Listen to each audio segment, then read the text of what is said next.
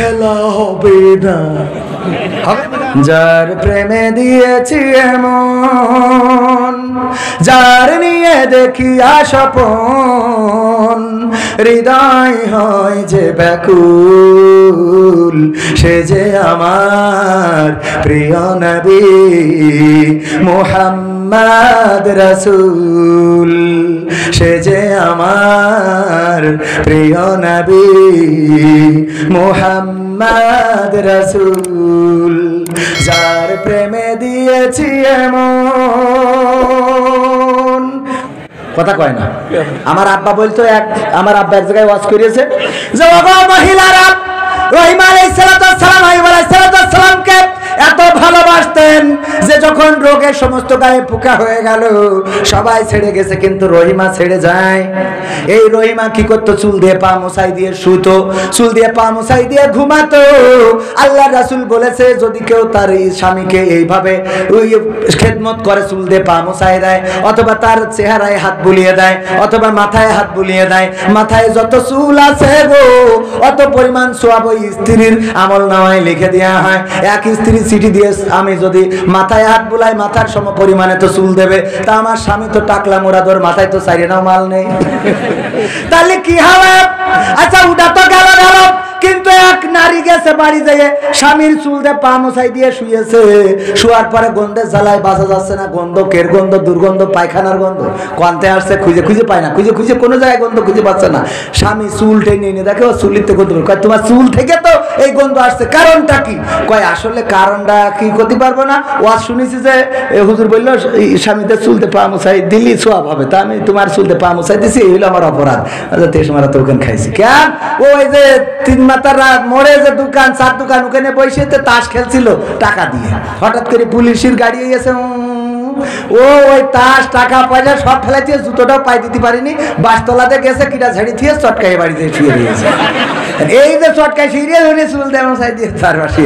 পরের দিন যখন হুজুর যাচ্ছে, আমার আব্বা বলছে, মহিলারা বলছে হুজুর শোনেন, ওয়াজ করি বললেন যে ওগো মহিলারা স্বামীর চুল দিয়ে পা মুছাই দেবেন, সোয়াব আছে।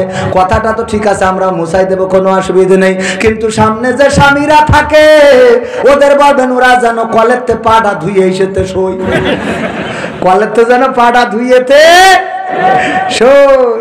এইগুলো একটু করবেন আপনারা। আপনারা ভালো না হলে ওই জায়গা ভালো বানানো সম্ভব হবে? স্বামী যদি ভালো না হয় স্ত্রী ভালো হবে না। স্বামী যদি নামাজি হয় স্ত্রী অটোমেটিক নামাজি হয়ে যাবে। স্বামী যদি রোজাদার হয় স্ত্রীও রোজাদার হয়ে যাবে। স্বামী যদি পর্দাশীলা হয় স্ত্রীও পর্দাশীলা হবে। স্বামী যতটুকু ভালো হবে গো স্ত্রীও ততটুকু ভালো হবে। আর স্বামী যতটুকু খারাপ করবে, স্বামী যদি চায়ের দোকানে বসে পরিমণি নুড়ালাই লাই এগুলো করে বেড়ায়, তাহলে স্ত্রী ওখানে স্টার জলসাজি সিনেমা মারবে, এতে কোনো সন্দেহ আছে?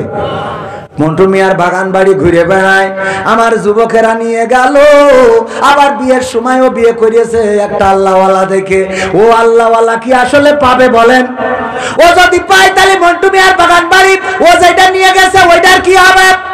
তার মানে ও যেটা নিয়ে গেছে ওরটা আবার আরেকজন নিয়ে গেছে, দুইজনে অল্টারনেট, মাঝখানে দুইজনই ভেজাল। কথা কি বোঝা গেছে? তাহলে আরেকটু সময় কি নেব? ও 7 মিনিট পার হয়ে গেছে, আরেকটু সময় নেব। কোরআনের পাখির গানটা শুনবেন না? ভালোবাসেন বলেই তো বসে আছেন, শেষ গানটা শোনাবো ইনশাআল্লাহ। হ্যাঁ হ্যাঁ, কোরআনের পাখির গানটা গাবো। আর একটা কি গান যেন গাতে যাবো, গান তো হ্যাঁ ওরে বাবা, প্রবাসীর গান, এত লম্বা গান এখন কখন গাবেন? এত অনেক লম্বা গান 2 লাইন করে শোনাবো, কারণ অনেকগুলো গান প্রস্তুতি নিয়েছিলাম যে কিছু গান আপনাদের একটু শোনাবো। আবার পবিত্র কোরআনের সূরা আল ইমরানের আয়াতটা তেলাওয়াত করিলাম যে আল্লাহর ভয় কেমন করতে হবে, এই ব্যাপারে একটু আলোচনা করব। তো সেদিকে তো জাতি পারলাম না। মা বোনেরাও পর্দার অন্তরালে প্যান্ডেল ফিল আপ করে দিয়েছে। মা বোনদের দূরে একটা কথা না বললি ওরাও কয় কি হুজুর আমরা এসে প্যান্ডেল ফিল আপ করি আর আপনারা খালি পুরুষদের নিয়ে ওয়াজ করেন। ওদের জন্য একটু ওয়াজ শোনানোর দরকার আছে না?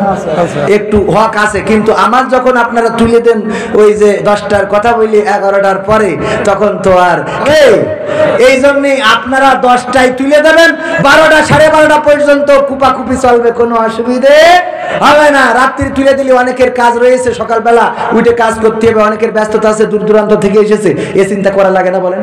সকালবেলা স্কুল আছে, কলেজ আছে, ভার্সিটি আছে, কত লোকের। আমাদের তো আবার প্রতিদিন এখন সিজন কে কথা কয় না, এই সত্যি না মিথ্যা?